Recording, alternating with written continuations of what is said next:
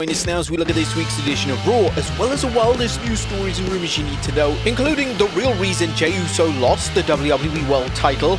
Jey Uso gives an emotional promo after losing. A WWE star set for a huge push. WWE is worried. WWE spoils a major return, and much more. As always, we won't recap the show, but just look at the good, the bad, and the downright ugly. As always, we start off with the good. Is number 1, Cena vs Punk. The WWE Champion John Cena kicked off Raw. Just as his typical heel promo was getting going, he would be interrupted by his arch-rival CM Punk.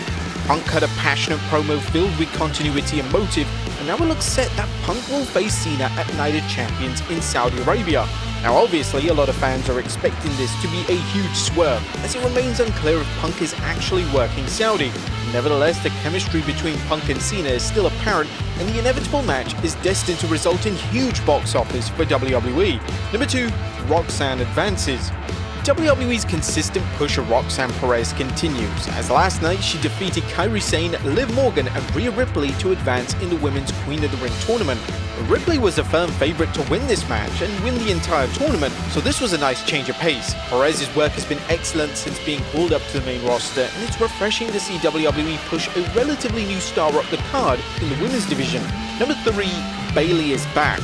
Now at last, Bayley is back in WWE. She made her presence felt during Becky Lynch's promo segment, and hopefully this time WWE hits a home run with Becky vs Lynch program. Now it's heavily likely that the two are destined for a match at Evolution 2, but there are still a number of events before WWE arrives at that specific PLE. Number 4, Ron Killings promo. Ron Killings cut a fired up promo on Raw. He would climb onto the announce table, cut his locks off, before declaring that he's now not R-Truth, but Ron Killings. Killings would explain why he's decided to ditch the R-Truth persona, and he delivered the promo with total conviction. This was outstanding work from Killings, and this serious side of Truth has all the potential in the world. Perhaps next week we might see him smoking a cigarette in the arena again. Number 5, Sami advances. Now the men's King of the Ring bracket is truly stacked with names such as Randy Orton and Cody Rhodes. On Raw last night, Penta, Sami Zayn, Dominic Mysterio and Bron Breakker collided in the King of the Ring qualifier, and as expected, the match was a total banger. As Zayn would advance, and he has to be considered one of the favourites for the crown come Night of Champions. Number 6, LA Knight to Raw.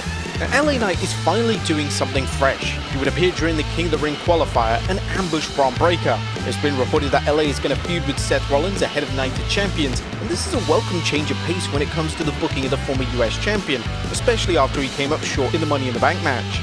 Number 7, Nikki vs Liv. And Nikki Bella is officially back on Raw, and it appears that WWE will be booking Bella vs Liv Morgan at Evolution 2. Nikki Bella would be interrupted by Morgan during a promo on Raw, and this is naturally going to be presented as a past versus present showcase when it comes to the build of the matchup. And a new world champion. Now we have a new world champion, and one of the most shocking match outcomes in recent memory, Gunther defeated Jey Uso clean to win the world title for the second time in his career.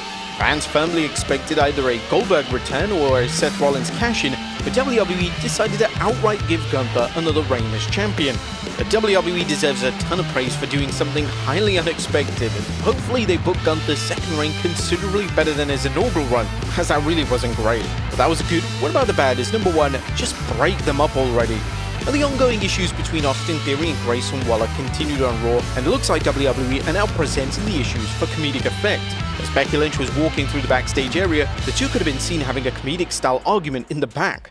Are WWE going to finally now break these two up and turn Austin Theory babyface? This situation has gone on so long that Jacob Fatu has debuted, aligned with the Bloodline, and then broken up with the Bloodline. All in that time they've been teasing a breakup. It's just got to come to an end. Number 2, Io Sky. The WWE seems insistent on placing World Champion Io Sky in backstage segments on Raw.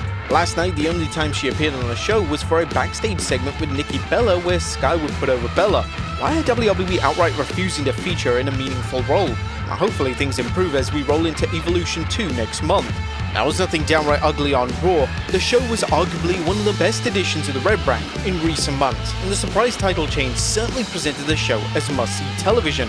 Everything just flowed beautifully last night, whether it was Ron Killings' promo, the major returns of Asuka, Nikki Bella and Bayley, and of course, the shocking world title change.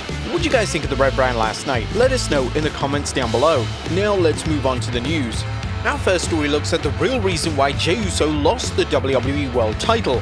Our top story today looks at the real reason as to why Jey Uso dropped the world title on Raw. Main event: Jey Uso dropping the world title to Gunther on Raw was one of the most shocking title changes in recent memory.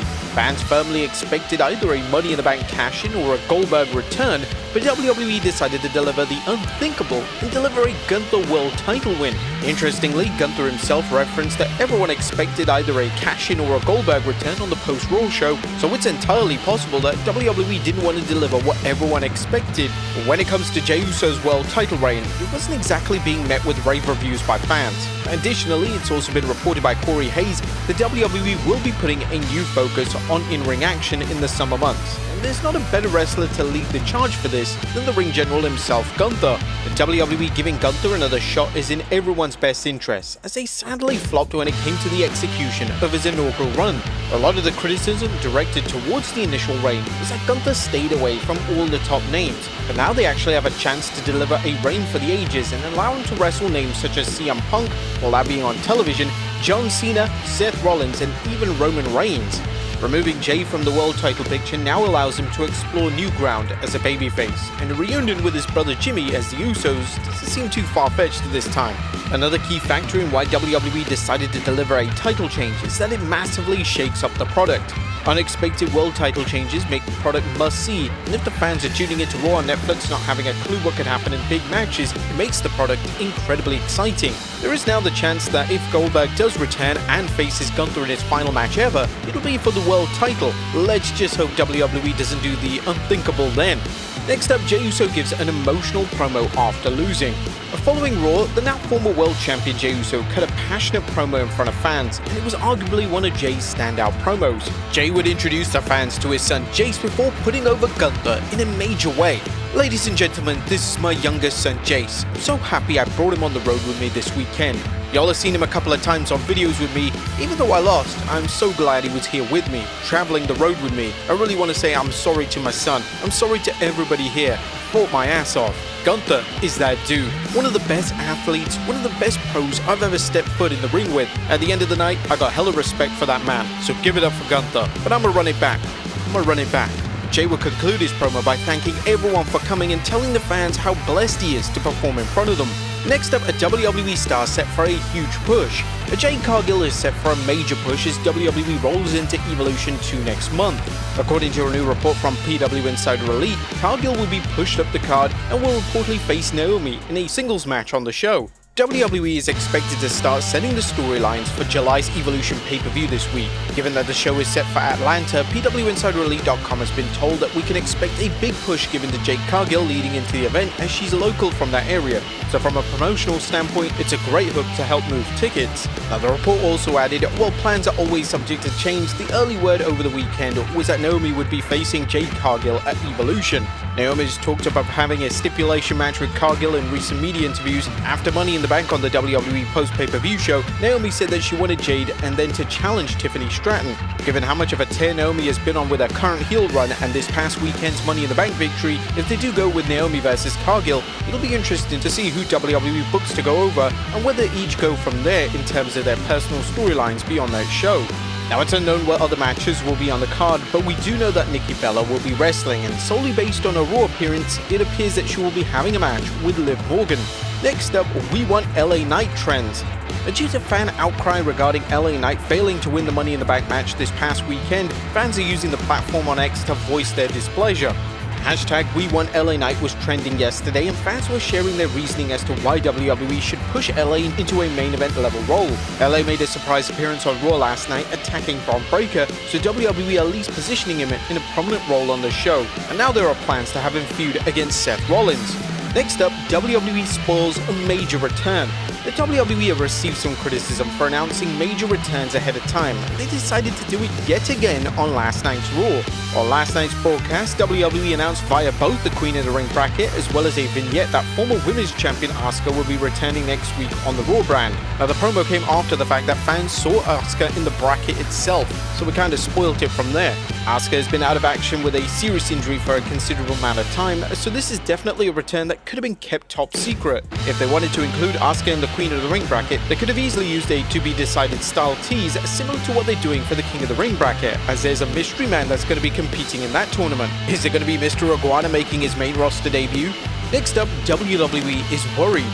A fan demand to see Ron Killings led to the WWE pivoting when they came to cutting ties with Killings, and this fan outcry has WWE executives officially rattled.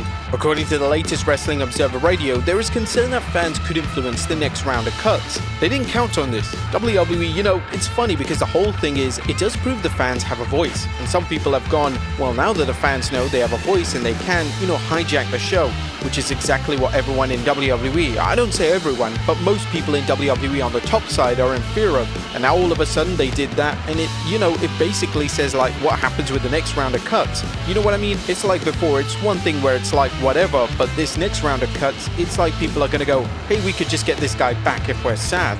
He's definitely right in the sense that fans made WWE change their executive decision.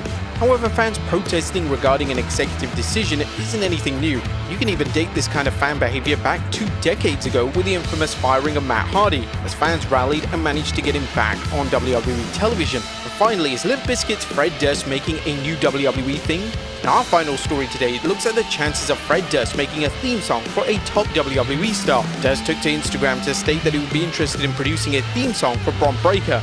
Naturally, due to Def Rebel's less than stellar reputation when it comes to theme songs, fans were elated when a big name wanting to work with WWE in the music department could come true. There's no news of yet as to whether WWE are really planning on taking Durst up on his offer, but at least it's out there. Another outside name that is pushing to make WWE themes is Metro Boomin. Boomin now wants to produce Ron Killings' new WWE theme, but according to Killings himself, he plans on keeping his original theme song that he's had since 2008. As disappointing as that sounds, it's a smart move on Truth's behalf, as he owns the rights to that music. He made it himself.